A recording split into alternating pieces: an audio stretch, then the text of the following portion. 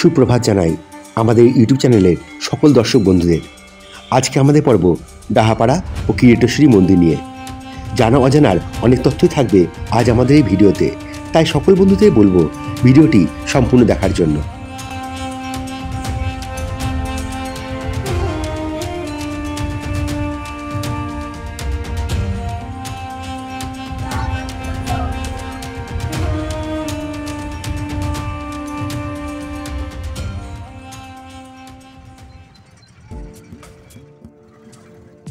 হাওড়া শিয়ালদা সব জায়গা থেকেই রেলপথে আসা যায় এখানে।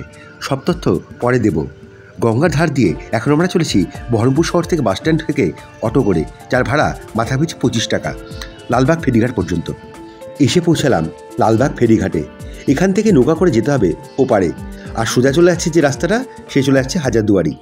খালি পেটে কি আর ভ্রমণ হয়? তাই সামনের দোকান থেকেই ব্রেকফাস্ট, ডালপুরি আর তরকারি মন ভরে খেলাম। কালের কি কুটিল চক্র! বউটা আমার পুজো দেবে বলে প্রতিজ্ঞাবদ্ধ, তাই উপোস। আমি খাচ্ছি আর ও দেখছে। চলে এলাম আমরা লালবাগ ফেরিঘাটে, আর এখান থেকে ওপারে যাব। ওপার থেকে তারপর টুকটুক করে তারপরে যেতে হবে আমাদের ডাহাপাড়া ধাম প্রথমে, তারপরে ওখান থেকে যাবো কিরিটেশ্বরী। তো এই হচ্ছে ফেরিঘাট, আর এখান থেকে টিকিট মূল্য হচ্ছে 5 টাকা জনপ্রতি। তাহলে চলুন নৌকায় যাওয়া যাক।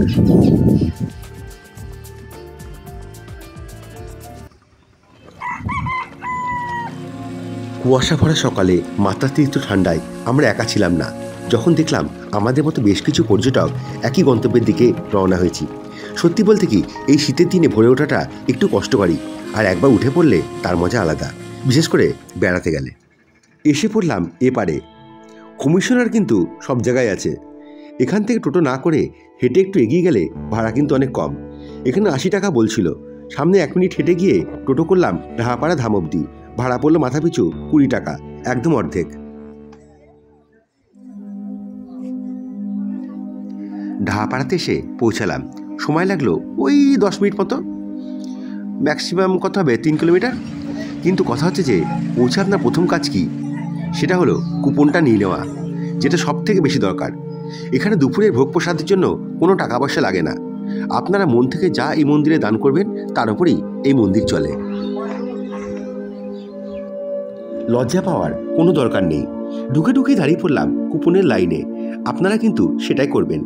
এখান থেকে কুপন নিয়ে চলে যান কিরিটেশ্বরী মন্দির। ওখান থেকে ঘুরে 1টার মধ্যে এখানে চলে আসুন। তখন এখানে পুরো জায়গাটা সুন্দরভাবে উপলব্ধি করতে পারবেন। মনে রাখবেন, ট্যুর প্রোগ্রামের ছক ভুল হলে সবটাই গোলমেলে হয়ে যায়, তাই আমাদের মতো এভাবেই করুন। কুপন পকেটে যত্ন করে রেখে আমরা চললাম টোটো করে কিরিটেশ্বরী মন্দিরের উদ্দেশ্যে। পথে পড়ল ডাহাপাড়া ধাম স্টেশন। হাওড়া থেকে যারা আসবেন তারা লোকাল ট্রেন ধরে এখানেই আসবেন, আর এক্সপ্রেস ট্রেন হলে আজিমগঞ্জ, আর ওই আজিমগঞ্জ থেকে টোটো করে নিন এই ডাহাপাড়া আশ্রমে আসার জন্য। সুন্দর মনোমুগ্ধকর পরিবেশ, গ্রাম প্রকৃতি দেখতে দেখতে এবং কখনো কখনো অযাচিত রাস্তার বাম্পারে হিচকানি খেয়ে অবশেষে আমরা পৌঁছালাম কিরিটেশ্বরী মন্দির। কিরিটেশ্বরী মন্দিরের প্রবেশপথেই রয়েছে পূজা দেওয়ার সামগ্রী। 30 টাকা থেকে শুরু। আপনার ইচ্ছে মতো এখান থেকে নিতেই পারেন।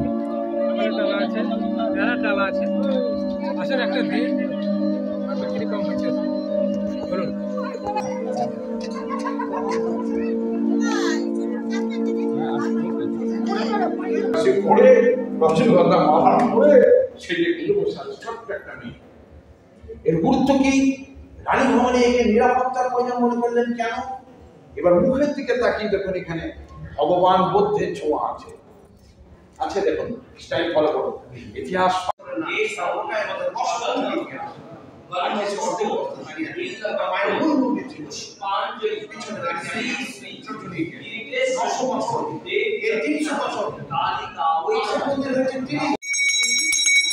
শিলাকে কাজ করুন, এখানে এইভাবে শিলাকে কাজ করুন, চলে যাবে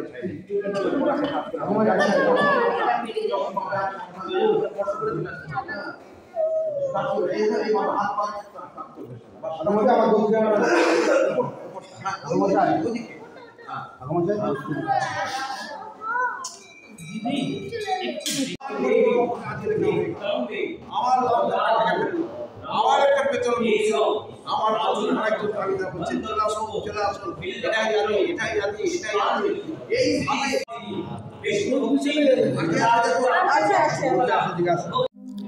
আমাদের দেশের 31টি রাজ্য ও কেন্দ্রশাসিত অঞ্চল থেকে 795টি আবেদনের মধ্যে 2023 সালে সেরা পর্যটন গ্রাম হিসেবে নির্বাচিত হয় এই মুর্শিদাবাদের কিরিটেশ্বরী। আগামী দিনে এখানে গড়ে উঠবে তারাপীঠের মতো অজস্র হোটেল এবং নতুন মন্দির। মানুষের জীবনযাত্রার আমূল পরিবর্তন হবে এখানে। চলুন আপনাদের এবার মন্দির চত্বরটি একটু ঘুরিয়ে দেখাই।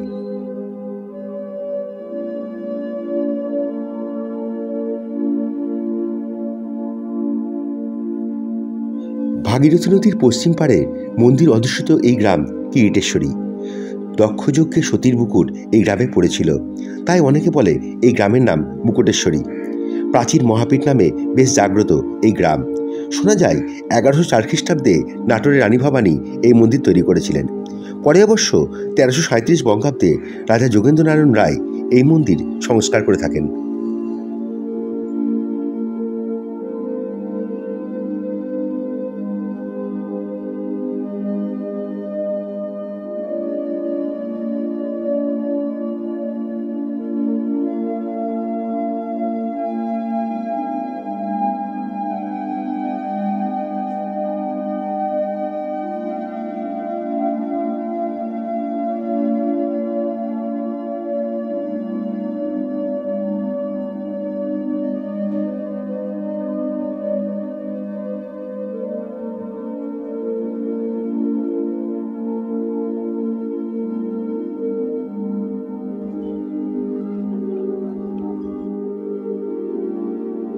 এখন পৌষ মাস, তাই মন্দির চত্বরের বাইরে এই সময় মেলা বসে। এই গ্রামের মানুষ বা আশেপাশের গ্রাম থেকে আসা মানুষ তাদের পশা সাজিয়ে বসে থাকে এই মেলাতে। আর এই যেখানে আছে এত বড় ওয়াটার পিউরিফায়ার, পানীয় জলের ব্যবস্থা সুন্দর।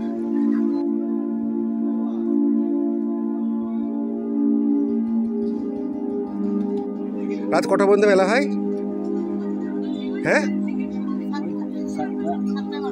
7টা বন্ধ হয়ে যায়, তাই না? আচ্ছা, বাঁদিকে রাস্তাটা চলে যাচ্ছে, এটা চলে যাচ্ছে পলসন্ডা, আর যেটা সোজা চলে যাচ্ছে এই যে আসানদিঘি, ডান দিকে ডাহাপাড়া, আজিমগঞ্জ, এদিকে আমরা যাবো।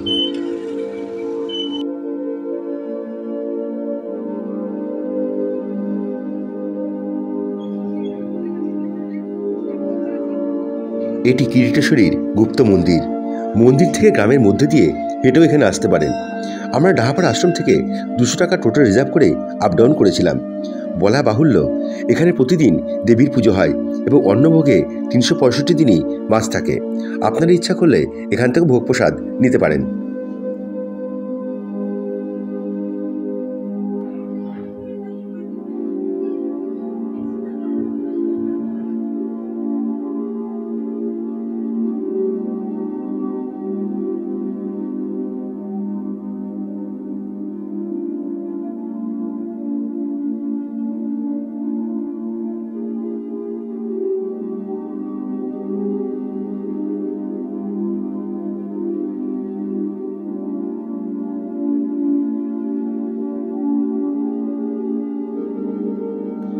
কিরিটেশ্বরী মন্দিরে প্রায় সারা বছরই পর্যটকদের কম বেশি ভিড় হয়েই থাকে।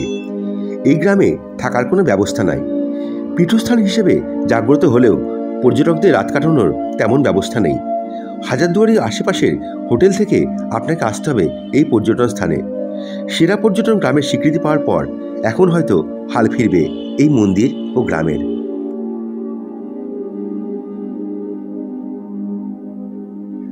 আবার আমরা টোটো করে রওনা দিলাম ডাহাপাড়া ধামের উদ্দেশ্যে। আর পকেটের ভোগের কুপনটা একবার চেক করেও নিলাম, আছে তো না পড়ে গেছে।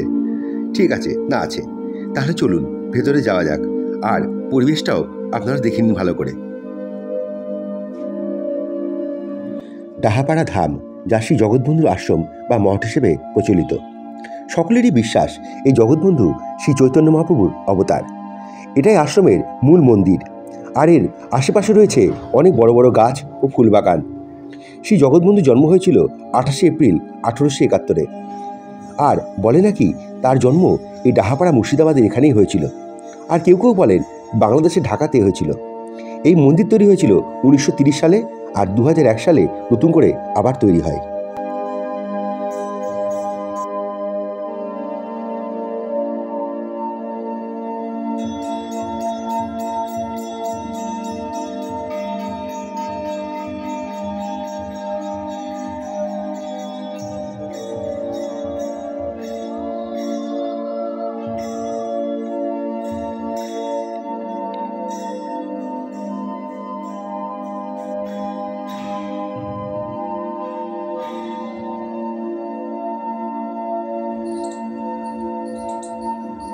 মূল মন্দিরের পিছনে রয়েছে বৃন্দাবনের আদলে তৈরি এই সুন্দর বাগান, যেখানে রয়েছে অনেক ছোট ছোট দেবদেবীর মন্দির। পুরনো দিনের কাঠকরবী ও মালতী গাছের সম্ভার দেখা যায় এই বাগানে।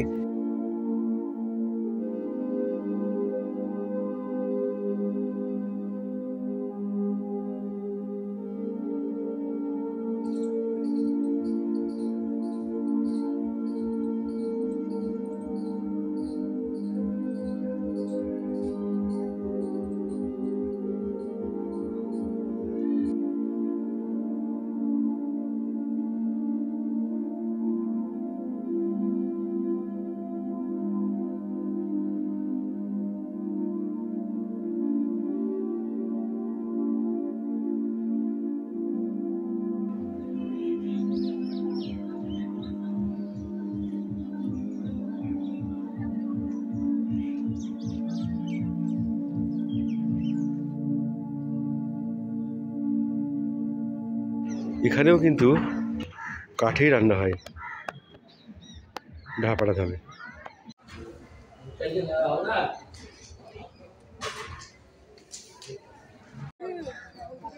দুপুরের মহাপ্রসাদের সময়, মানে লাঞ্চ যেটাকে বলে, দেখা যাক চলুন কি দেয় লাঞ্চে বা মহাপ্রসাদে। আর এই যে একসঙ্গে এখানে অনেকজন হাত ধুতে পারে।